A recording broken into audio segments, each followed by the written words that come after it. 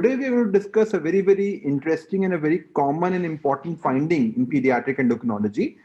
We all know that 21 hydroxylase deficiency is one of the most severe forms of disorders which we as pediatric endocrinologists encounter, and often the reflex is that as soon as you diagnose somebody as 21 hydroxylase, you start them on hydrocortisone and fludrocortisone, which is genuine because it may take time to make a diagnosis. But what we need to understand is that because these conditions are lifelong, even though they are life threatening, so starting steroids may be appropriate, but because they are lifelong, we need to be careful in terms of establishing the right diagnosis. So you all can go and have a look at our website learning.growsociety.in, which will highlight a number of these resources. You can have a look at our master courses which are available on the website. There is also a specific 3-year course for postgraduates which is available, and our book is available as well as the apps on the iOS and the Android store. We all know that the first process of steroidogenesis starts from the conversion of 7-dehydrocholesterol to cholesterol under the influence of DHC7 reductase. And this is the initial process. And cholesterol is the backbone of all the steroids that we talk about. From cholesterol, we can then store it in the form of a cholesterol sulfate, a process which requires basically a esterase as well as a phosphatase, which will convert it into a sulfation process. And from there, we start producing the hormones. The first most important compound is actually produced under the influence of 3 major enzymes: side chain cleavage, STAR, which is not really an enzyme. It is basically a transporter which pushes cholesterol into the mitochondria, and very importantly, we'll get pregnenolone, which will be one of the first important compound which happens. From pregnenolone, we have got different activities which happen, and 17-hydroxylase lyase is the key branch point, so to speak, as far as steroid synthesis is concerned. Now, 17-hydroxylase and lyase are part of the same enzyme. If you have got no 17-hydroxylase, no 17-lyase, which is basically there in zona glomerulosa, your end product will be aldosterone. If you have got 17-hydroxylase but no lyase, the end product will be cortisol. And if you have got both 17-hydroxylase and lyase, the end product will be DHEA. So 17-hydroxylase and lyase will produce DHEA, which is immediately sulfated. And this sulfation will actually prevent from the hyperandrogenic effect which is there. And this DHEAS and this whole process requires an enzyme known as PAP-SS2, the deficiency of which will cause excess amount of free DHEA, which will cause hyperandrogenism. So we'll discuss about that briefly. There is also a conversion of these compounds peripherally, and this is important to understand that the hydroxysteroid dehydrogenase have multiple isoforms. The hydroxylases do not have isoforms, but HSDs have isoform. And one of our cases will highlight why this is important. So this 3-beta HSD, which is available only as far as our own steroidogenic pathway is concerned, but it is also available externally in the liver, in the placenta, in different regions. And this will convert some of these precursors into steroid hormones, which will happen. And that can cause confusion in certain situations like this. So in 3-beta HSD deficiency, you will have lots of delta 5 precursors which are circulating, but some of them will be converted into delta 4. Your testosterone levels will be slightly high for a XX individual causing DSD, but they will be very low for a XY individual, so causing DSD in both genders. So as we'll discuss, the 3-beta HSD deficiency will cause abnormalities of both XX as well as XY DSD. Now, we all know that we can also have 17-beta HSD, which will then convert this into testosterone, and this activity is also there in the lipid factors from there. And from there, we can aromatize to produce estradiol, and this estradiol is the final mediator of growth plate maturation and fusion, which happens in this perspective. Now, as discussed, the adipocytes have got a number of these enzymes. They include aromatase, 17-beta HSD, and 11-beta HSD. So whatever you are producing from the adrenals can be converted in the adipocytes into testosterone, into estrogen, as well as into cortisol as well, because it has got multiple activities. So all these peripheral activity becomes important. Now, once you have got 17 hydroxylase, the second important thing, as I discussed, is the 3-beta HSD, and the combination thereon, you will then start producing your major cortisol as well as aldosterone. So 17 hydroxylase, no lyase, but 17 OH, but 3-beta HSD, then your 21 hydroxylase will come up and you will start producing the enzymes and activity from there, and you will start producing cortisol. So cortisol production from the zona fasciculata will require 17 hydroxylase, but no lyase.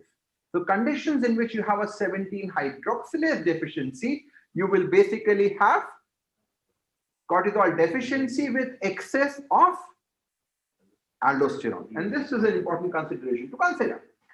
And on that other hand side, this cortisol is continuously being inactivated to cortisone by 11 beta HSD 2, particularly in the mineralocorticoid responsive tissue, because cortisol and aldosterone both have got equal affinity.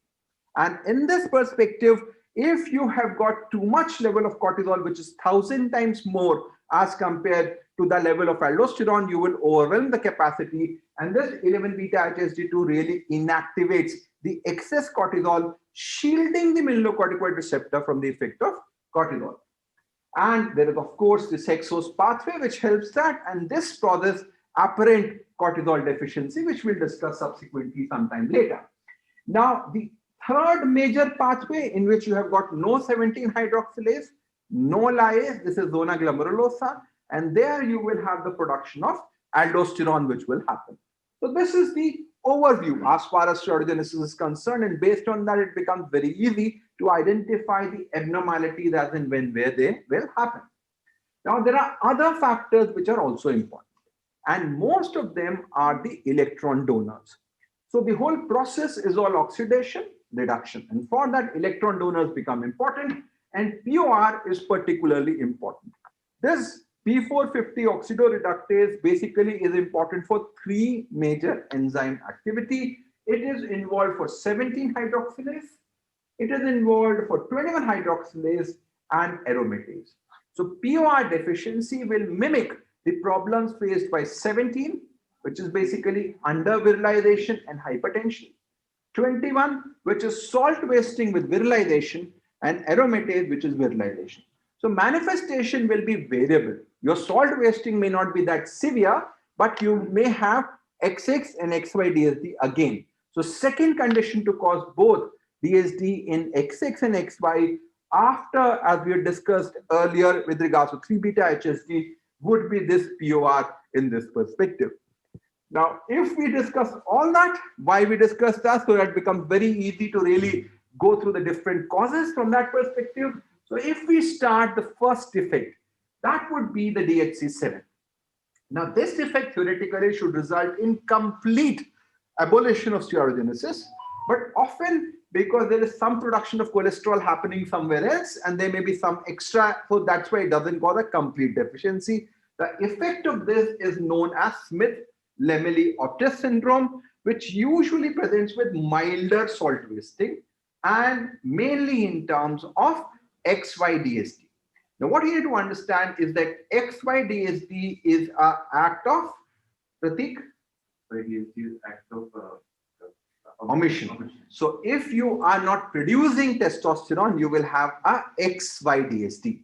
While XX-DSD is an act of commission. You have to produce extra testosterone to cause XX-DSD. So when you're classifying this whole CAH, just remember what is happening to the mineralocorticoid, what is happening to the androgen, and you will know that.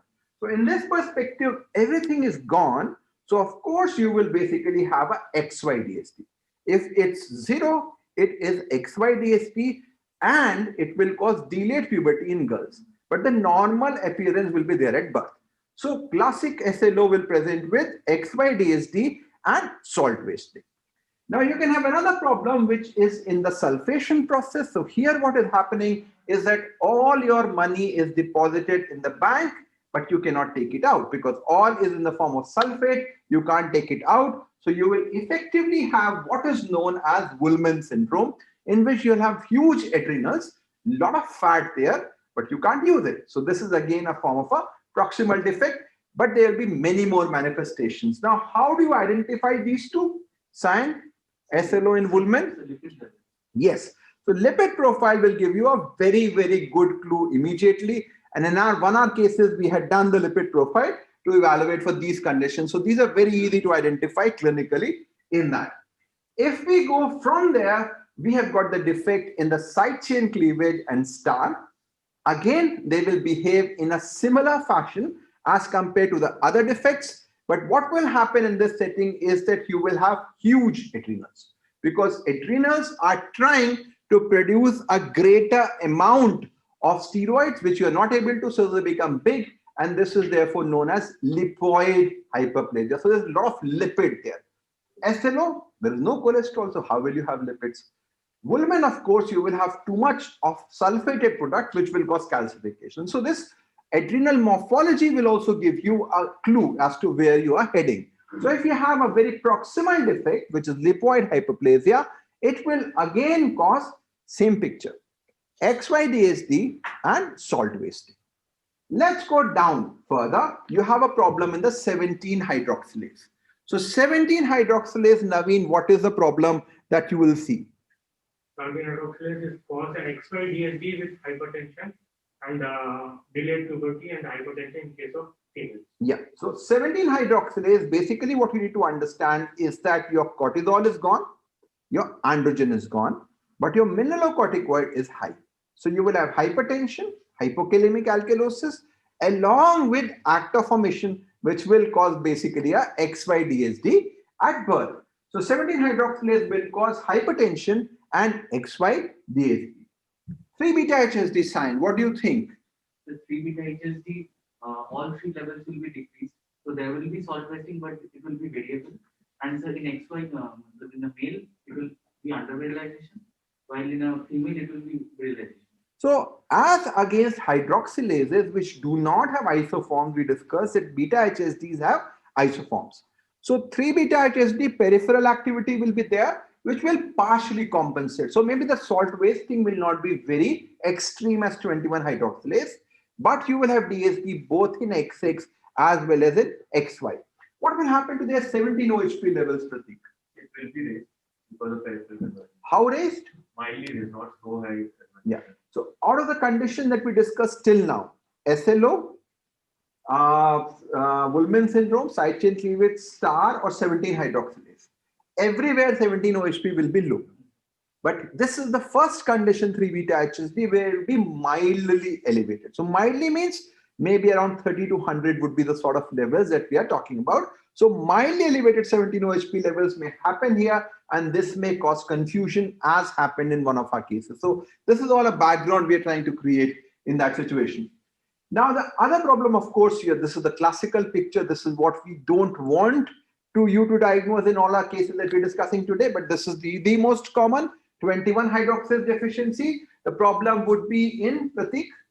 For both will have salt wasting. If it is a salt wasting, XX will come with virilization, XY will come with precocious puberty. So you have got androgen excess and mineralocorticoid deficiency. Cortisol deficiency is universal amongst all of them.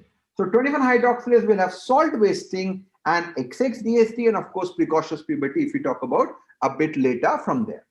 Now if we talk about 11 hydroxylase, Naveen, 11 will cause? Opposite of 17. It will cause an XX-DSD with hypertension, and males it will cause a precocious puberty with hypertension. So high androgen and low amount of basically mineralocorticoids are also high because your precursors are high. So DOC is going to act on the mineralocorticoid receptor. Why does DOC work on the mineralocorticoid receptor, cyan, and not cortisol? So because it isn't reactivated by the 11 beta. So actually, if you put DOC, cortisol, and aldosterone in the lab and compare their activity on the mineralocorticoid receptor, DOC will be the lowest.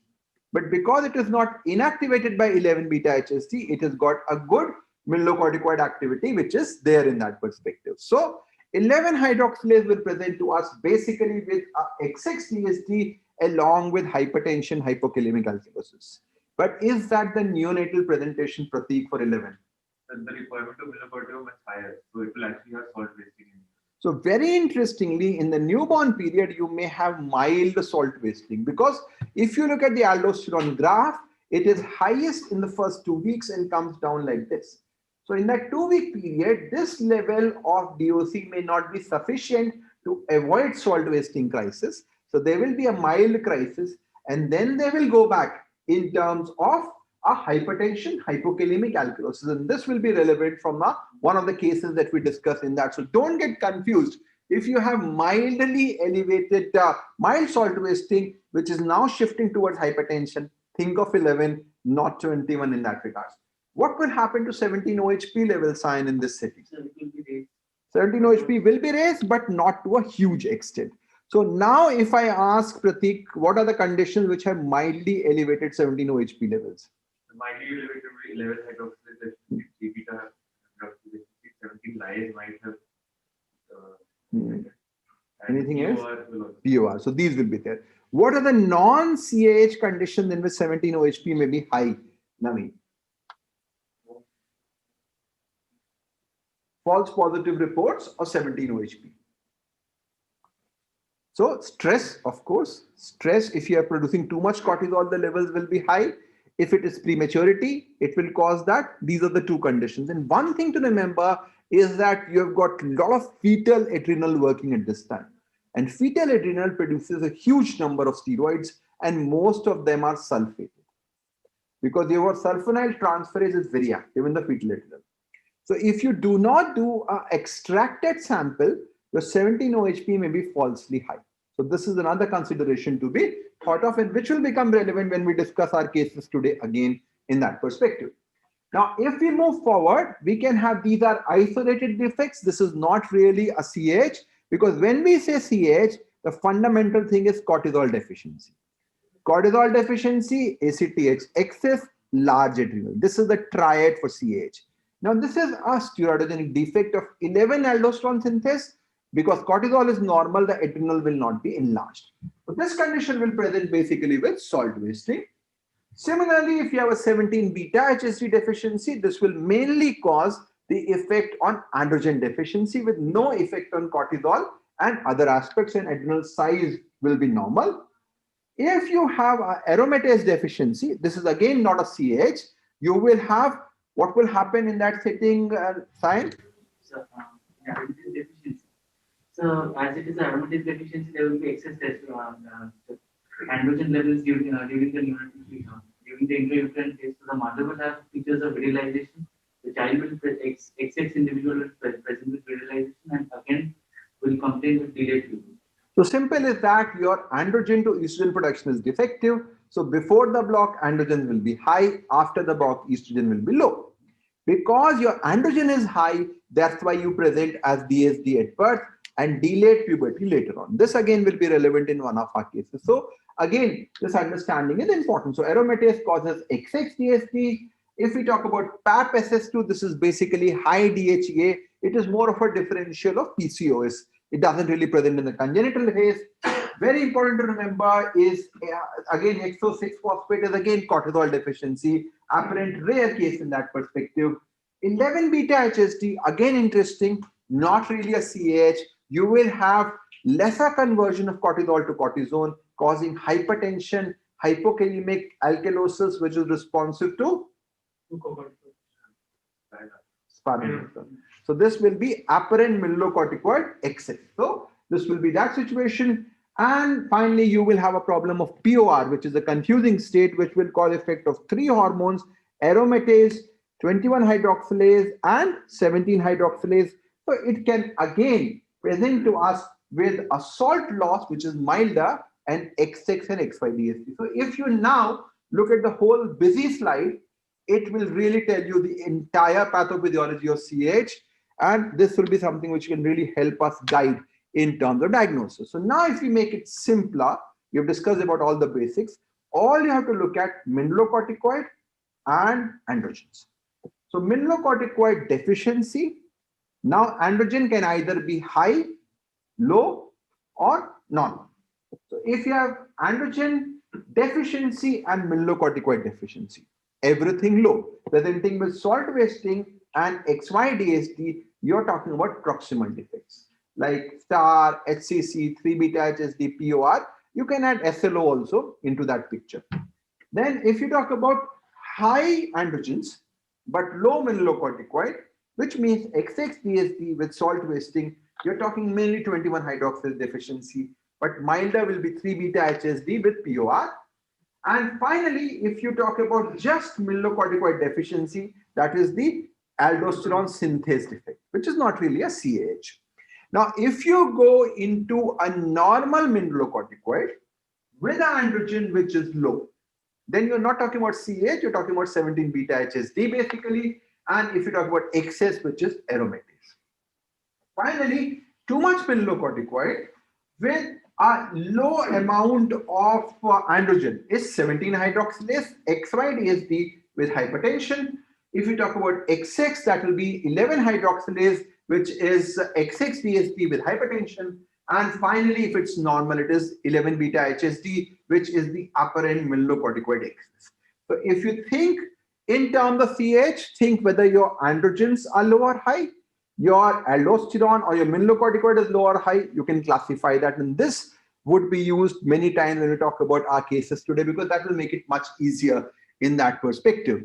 So now if we talk about CAH with mineralocorticoid deficiency, we have got star SCC, which will cause delayed puberty. So any actor formation will cause delayed puberty in girls, and XY-DSD in boys, and low levels of all metabolites.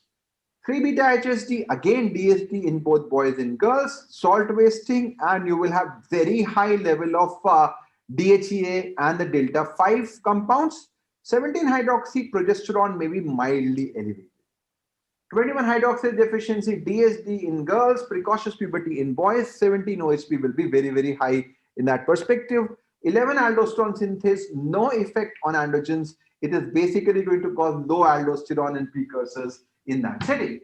And POR, as discussed, can cause DSD in both boys and girls. And along with that, you will have high DOC and 17-OHP levels. So again, this is the third non-21 hydroxylase deficiency after 3-beta and 11, which can cause slightly high levels as far as 17-OHP is concerned. Now, CAH with mineralocorticoid excess, we'll have 11 hydroxylase, in which you will have a DSD, XX-DSD in girls, early puberty in boys, 17 hydroxylase, which will cause basically XY-DSD and delayed puberty in girls, along with hypertension, hypokalemic alkalosis, and AME, which is just hypertension, early onset hypokalemic alkalosis, which will be there. CAH with normal mineralocorticoid, we discussed aromatase deficiency causing XX-DSD and delayed puberty, which may happen basically with 17-beta-HSD in girls, but it will cause a severe XY-DSD in boys. So this is a very simplistic way of comparing the whole phenomena of CAH. So when do we suspect CAH? Of course, if you have anybody with DSD, especially if it is non-palpable gonads, CAH becomes important. If there is peripheral precocious puberty in boys who have a small testis and precocious puberty, delayed puberty, especially in girls, especially with hypertension. If you have salt wasting, hyponatremia, hyperkalemia, metabolic acidosis, failure to thrive, if you have hypertension, think of the other way around, and of course, differential for hyperandrogenism, non-classical CAH, POR, aromatase deficiency, non-classical avalent hydroxylase, they will all present like a differential of PCOS in that perspective. Now, all of us have been told that when you have any of these, do a 17-OHP level. But we need to understand how to interpret these levels. So if 17-OHP is less than 300 nanogram per DL, less than 3 nanogram per ml, which may be often given in your units, don't think about CAH. If it's more than 3500, it is more like 21 hydroxylase, you're pretty much sure. Now, whether it is classical, salt wasting, simple virilizing, or non-classical is a different thing that will depend upon your clinical picture. If it's 300 to 1200, you can have some variants which are likely, and then you look at 11 hydroxylase, you do 11 DOC, for 3-beta-HSD, you do 17 hydroxypregnenolone, for POR, you do a urinary metabolite, which will give you a clue to diagnosis in that perspective. If it's between 1200 to 3500, it's better to do a ACTH test to make a diagnosis. So this is a rough criteria. Different people have some different criteria, but usually what we're trying to say is that the diagnosis, especially in the classical form, is never in doubt. If you properly look at 17 OHP, you will be able to make a diagnosis. Good afternoon. We have a 4-day-old child who was first born in the family and was born out of a non-consanguineous marriage and presented with the complaints of a atypical genitalia.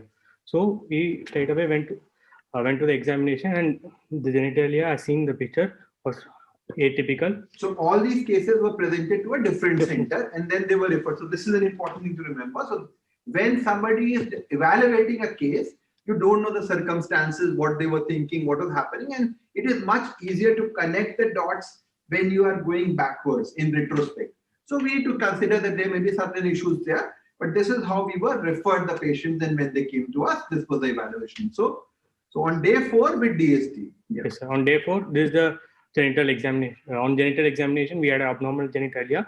Then scrotum was bifid and rugosity was present, and bilateral testis was palpable, and a phallic length was found to be small. It was 1.8 centimeters, and it has 2 openings, as you can see from the picture. And the urine was coming out from the phallic opening, and pad staging of 3 to 4. So is this DSD? Yes, sir. It is a DST. So what do you think is the basis? So there is definitely a small phallic size. Along with that, you are seeing is that there is a hypospadia or a bifid scrotum, whatever you call it, that becomes important. Can this be hypogonadotropic hypogonadism sign? So Why? because only with micropenis it will have presented. Why? In the 8 to 12 week period, there wouldn't be any problems. Why? So because HCG effect would have So you have to come with the main answer. So basically, key thing to remember is that this means there is a antenatal deficiency of testosterone between 8 to 12 weeks. So it is not a hypothalamic pituitary problem. It has to be a testosterone biosynthesis or a action problem which is there. So what do you think? This looks like a XX or a XY DSD? This looks more of a XY DSD because due to the presence of palpable gonads. So we need to know whether the Mullerian structures are present or not. So simultaneously, USG was done on the same day and it showed no Mullerian structures. So what does it mean that there is no Mullerian structure, Prateek? AMH is working, testes are working. I mean, then we have to go towards the testosterone level. So it means that out of the Leydig cells and Sertoli cell is there and it was functioning. So there is a primarily either a problem of the Leydig cell or a biosynthetic defect or a resistance. So these all options are open from XY-DSD perspective. Carry on. So on assessment, there was no any history of polyuria, feeding difficulties, decreased activities, seizure or hyperpigmentation during the 5 months. And there was no history of sudden infant death, abnormal genitalia or treatment of infertility in the family. And the birth weight was normal or 2.5. Who did you ask for treatment and infertility in the family? So I asked the other family members whether they were Which family members? so maternal, or mother or any other person in the family. So especially what you're looking for. So Which looking, condition will cause that? sir, CAH possibly So delayed generally, if puberty. you talk about CAH, if you talk about generally, they will have more of a DSD, atypical genitalia will be a classical picture. But your question is very relevant, particularly in maternal uncle and cousins. There may be a history that the maternal aunt was basically infertile. Why? 20. AIS. So antigen insensitivity will be an important because X-linked character you cannot rule out, and there can be a heterogeneity. Somebody can present as complete AIS, somebody can present as partial AIS. So that consideration is very important, and that's why your history is very, very relevant from that perspective. So on workup, these were the investigations were done prior, and it was there was mild hyperkalemia, and 17-hydroxyprogesterone was very high on day 4 of life, and testosterone was done, which was also very high, and testosterone was also done, which was also very high. So just hold on there. So no, just show the workup. So what you have shown is that 17-OHP is high, testosterone is high, DHT is high. Let's forget about 17-OHP. What do you think is the diagnosis here? So if we forget the 17-hydroxyprogesterone, it favors in for androgen insensitivity syndrome, sir. So you are trying to say that testosterone is being formed, it is converted into DHT, but it is not acting. Yes, sir. So AIS will be most likely. But can you think of a condition in which 17-OHP can be so high and your testosterone can be so high as well? which of the conditions we discussed can cause this picture? Sir, but it should not be XY, sir. It should be XS case where 17-hydroxy will be high and testosterone also will be high. So Okay. whereas in XY, considering both the levels of So if you're thinking of a XY DSD, can there be an explanation for this? sir, maybe 17-hydroxy done during the time of stress, but even then it levels are so very high, sir. Or else then extraction, there So could be an one error. theoretical possibility where testo would be that high. Of course, it will never be that high. It may be normal, or that says could be a 3-beta HSD. But the problem with 3-beta HSD is that you don't expect the testo to go that high, 17-OHP to go that high. So what this tells us is two things. One, maybe there were a lot of these sulfated products roaming around in day 4 of life. And this definitely was a immunoassay. And we know that immunoassays are very, very unreliable, especially in this age group.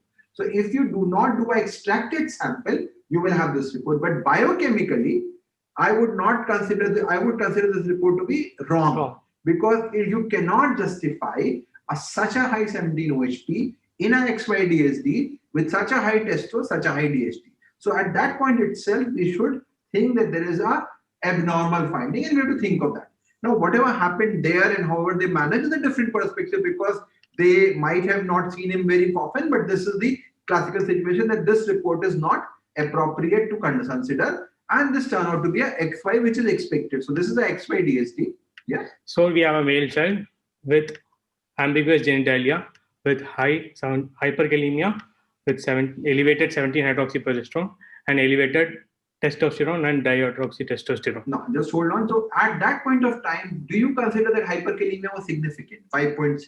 No, sir, it was just on the day 4 of life. So it was that is not even hyperkalemia. I won't be worried about very that. mild also. So when does the hyperkalemia or crisis happen in CAH? So usually after third week, up beyond second week of it. So maternal androgens, maternal aldosterone will take care basically after 2 weeks. It is very unusual that in the first week you will have salt wasting. So that potassium may have been a squeeze sample for all you know.